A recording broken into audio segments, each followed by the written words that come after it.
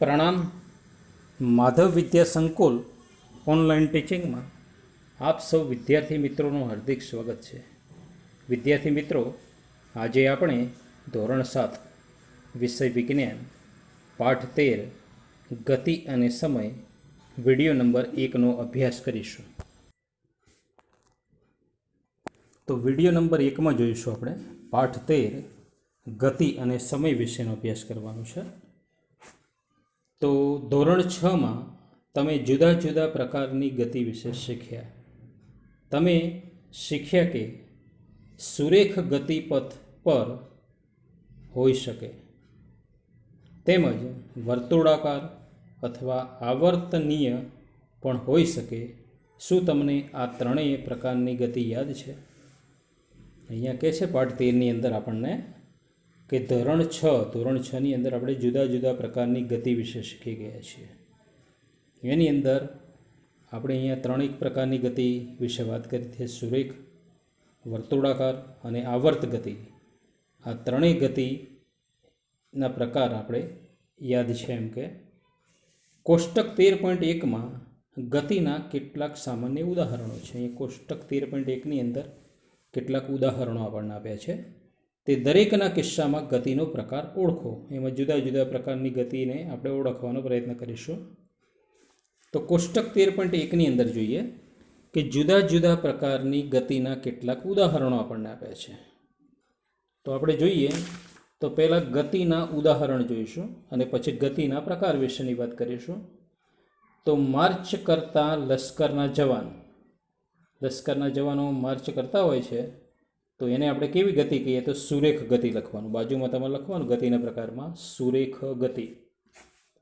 એના નીચે બીજો નંબર જોઈએ આપણે કે સીધા રસ્તા પર ગતિ કરતું બળદગાડું સીધા રસ્તા ઉપર આમ સીધું જાય છે માટે એને પણ જે સીધું જતું હોય સીધી રેખામાં તો એને આપણે સુરેખ ગતિ બીજામાં પણ કહી શકીશું।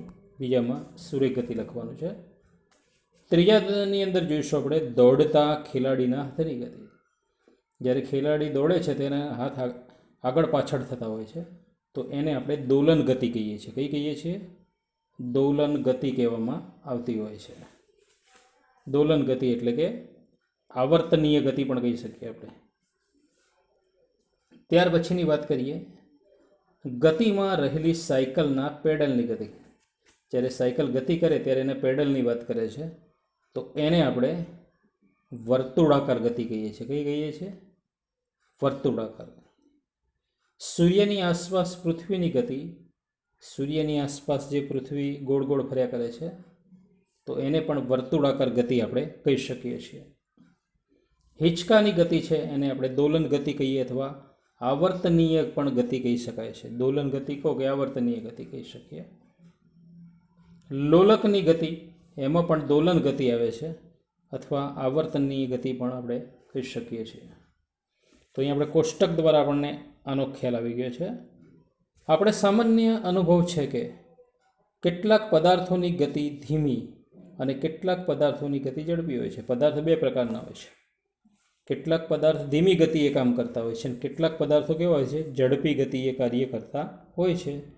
એના વિશેનો આપણે અભ્યાસ કરીએ તો ધીમી કે ઝડપી વિશે વાત કરીએ। આપણે જાણીએ છીએ કે કેટલાક વાહનો અન્ય વાહનો કરતાં વધુ ઝડપી ગતિ કરતા હોય છે। કેટલાક વાહનો તમે જુઓ તો એ બીજા વાહનો કરતાં ઝડપથી ગતિ કરતા હોય છે।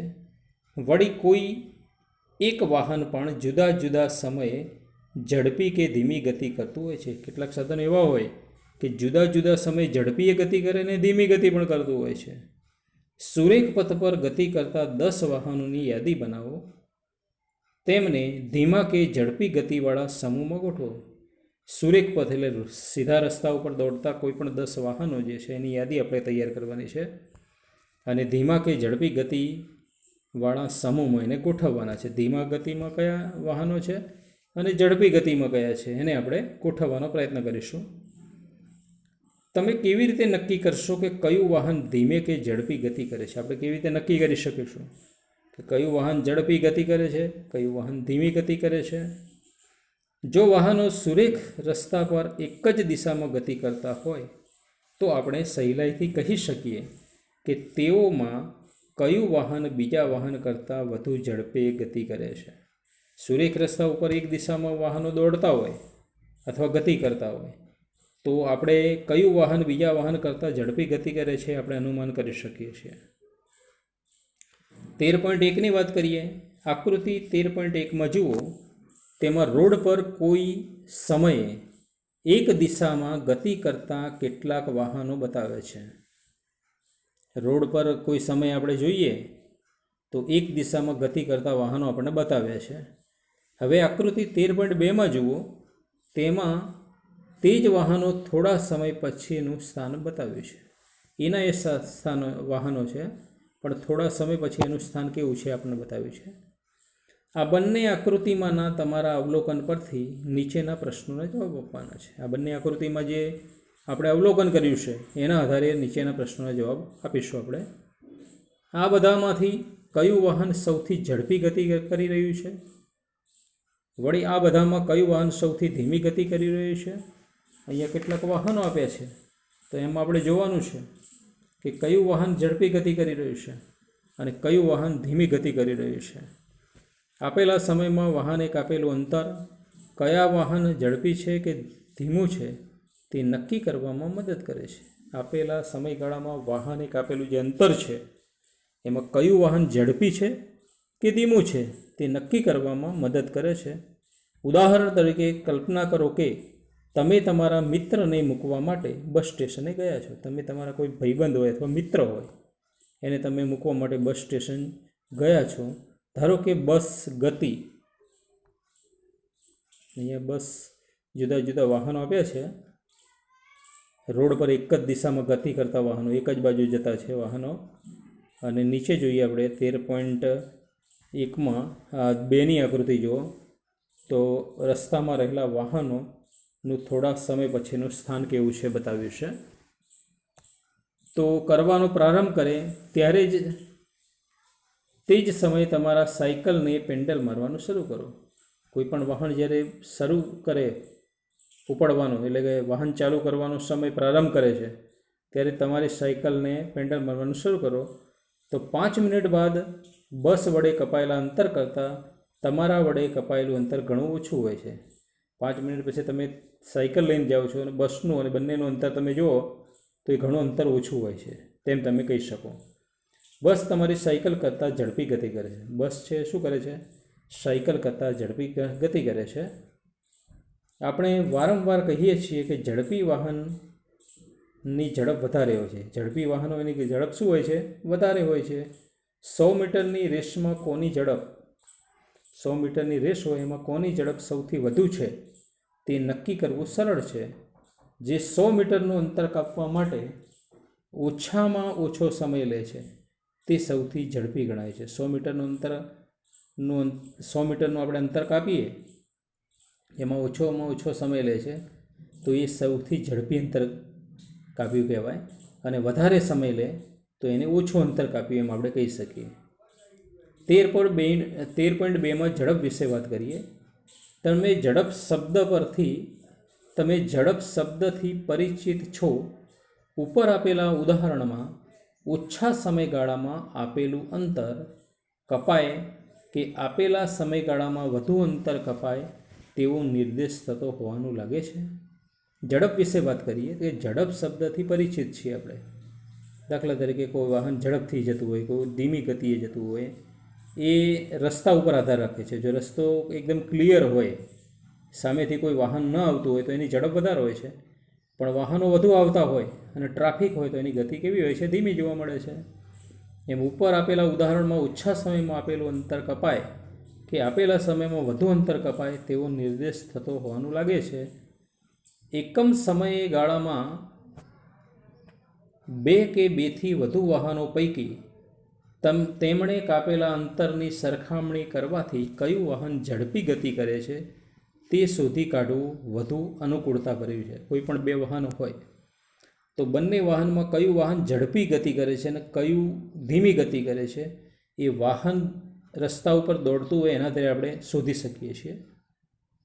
આથી જો 1 કલાકમાં 2 બસ વડે કપાયેલા અંતરને આપણે જાણી લઈએ તો તેમાંથી કઈ બસ ધીમી છે તે કહી શકાય અને પદાર્થ એક સમયમાં કાપેલા અંતરને તે પદાર્થની ઝડપ કહેવાય છે. દાખલા તરીકે 2 બસો દોડાવીએ આપણે, એમાં જે બસ વહેલા પહોંચી જાય છે તો એની ગતિ વધારે છે, અને જે બસ ધીમી ગતિ કરતી હોય છે એની ઝડપ ઓછી છે એમ કહી શકીએ. એમ કોઈ પણ પદાર્થ જે છે એને એકમ સમયમાં કાપેલા અંતરને તે પદાર્થની આપણે શું કહીએ છીએ? ઝડપ કહીએ છીએ. ઝડપ એને કહેવામાં આવે. તો ઝડપ નીચે હું અંડરલાઇન કરું છું, તમારે યાદ રાખવાનું છે ઝડપ કોને કહેવામાં આવે છે. ઝડપ કહે છે જ્યારે આપણે કહીએ છીએ કે કારની ઝડપ 50 કિમી પ્રતિ કલાક છે. દાખલા તરીકે કાર છે એ 1 કલાકમાં 50 કિમી અંતર કાપે છે. એ દર્શાવે છે કે કાર 1 કલાકમાં 50 કિમી અંતર કાપશે. 50 કિમીની ઝડપ હોય કલાકની, તો 1 કલાકમાં કેટલું અંતર કાપે છે? તો કહેવાનું 50. જો કે કાર ભાગ્યે જ અચળ ઝડપે 1 કલાક સુધી ગતિ કરી શકે છે. ભાગ્યે જ 1 કલાક સુધી ગતિ કરે છે, કારણ કે જો ટ્રાફિક ન હોય તો 1 કલાક સુધી સતત એક ગતિએ દોડે છે. વાસ્તવમાં તે ધીમેથી ગતિનો પ્રારંભ કરે ત્યારબાદ તે ઝડપ પકડે છે. પહેલાં ધીમી ગતિએ શરૂઆત કરે છે દોડવામાં, અને પછી એની દોડવાની ઝડપ એટલે સ્પીડ પકડે છે ગાડી. આથી જ્યારે આપણે કહી શકીએ કે કારની ઝડપ 50 કિમી પ્રતિ કલાકની છે, કારની ઝડપ કેટલી છે? તો કે એનું 50 કિમી પ્રતિ કલાક, ત્યારે આપણે સામાન્ય રીતે 1 કલાકના સમયગાળામાં તેણે આંતરેલું અંતર ધ્યાનમાં લઈએ છીએ. 1 કલાકમાં એને કેટલું અંતર આંતર્યું છે આપણે ધ્યાનમાં લઈએ છીએ. 1 કલાક દરમિયાન કાર અચળ ઝડપે ગતિ કરે છે. 1 કલાક દરમિયાન શું કરે છે? એ અચળ ઝડપે ગતિ કરે છે કે નહીં તે બાબતની આપણે ચિંતા કરતા નથી. એને કેટલી ગતિ કરી 1 કલાક પછી એની આપણે ચિંતા કરતા નથી. અહીં મળેલી ઝડપની ગણતરી એ વાસ્તવમાં કારની સરેરાશ ઝડપ છે. અહીં મળેલી ગણતરી જે છે ને એ કારની સરેરાશ ઝડપ કહેવાય. ઘણી વખત ઝડપથી ગાડી દોડતી હોય, ટ્રાફિક હોય તો ધીમે દોડે છે, પણ સરેરાશ ઝડપ એની આટલી છે. 1 કલાકમાં 50 કિલોમીટર ગતિ કરે છે એમ આપણે અનુમાન કરી શકીએ. આ પ્રકરણમાં આપણે સરેરાશ ઝડપને જે ઝડપ નામની રાશિ તરીકે ઓળખીએ છીએ. આ પ્રકરણની અંદર આપણે શું સરેરાશ ઝડપને શેના નામે ઓળખીએ? તો ઝડપ નામની રાશિ તરીકે ઓળખીએ છીએ. આથી આપણા માટે કાપેલું કુલ અંતર અને તે માટે લાગતા સમયનો ગુણોત્તર એ જ ઝડપ તરીકે દર્શાવવું યોગ્ય છે. આથી આપણા માટે શું? કાપેલું અંતર અને તે માટે લાગતા સમયનો ગુણોત્તર એ જ ઝડપ તરીકે દર્શાવવું યોગ્ય છે. અહીંયા આપણને એક સૂત્ર આપ્યું છે ઝડપનું, કે ઝડપ બરાબર કાપેલું અંતર ભાગ્યા તે માટે લાગતો સમય. ઝડપ તમારે શોધવી હોય તો કાપેલું જે અંતર છે એને તે માટે લાગતા સમય વડે ભાગી દેવાના. તેથી આપણને ઝડપ કેટલી છે એ આપણે નક્કી કરી શકીશું. આપેલ પદાર્થ ચોક્કસ અંતર કાપવા માટે લીધેલા સમયે માપીને ઝડપ નક્કી કરી શકાય છે. આપેલ પદાર્થ કોઈ પણ છે એને ચોક્કસ અંતર કાપવા માટે લીધેલા સમય માપીને ઝડપ નક્કી કરી શકાય છે. ધોરણ 6માં અંતર કેવી રીતે માપવું તે તમે શીખી ગયા છો. ધોરણ 6માં આપણે શીખી ગયા છીએ કે અંતર કેવી રીતે માપવું. આપણે સમય કેવી રીતે માપીશું, આપણે સમય પણ કેવી રીતે માપીશું, ચાલો તે શોધીએ. હવે આપણે ઝડપ વિશેની વાત પૂર્ણ કરી. હવે આપણે સમય વિશેની વાત કરવાની છે. તો એ આપણે સમય કેવી રીતે માપીશું એ આપણે શોધીએ. તો વિદ્યાર્થી મિત્રો, વિડીયો નંબર 1 અહીંયા આપણે પૂર્ણ કરીએ છીએ. વિડીયો નંબર 2ની અંદર આપણે સમય વિશેની વાત કરીશું. તો વિદ્યાર્થી મિત્રો, આ વિડીયો તમે વારંવાર જોજો, સમજવાનો પ્રયત્ન કરજો, અને આ વિડીયો આપણને પસંદ હોય તો સબસ્ક્રાઈબ કરો, શેર કરો, લાઈક કરો, કોમેન્ટ પણ કરી શકો છો. પ્રણામ.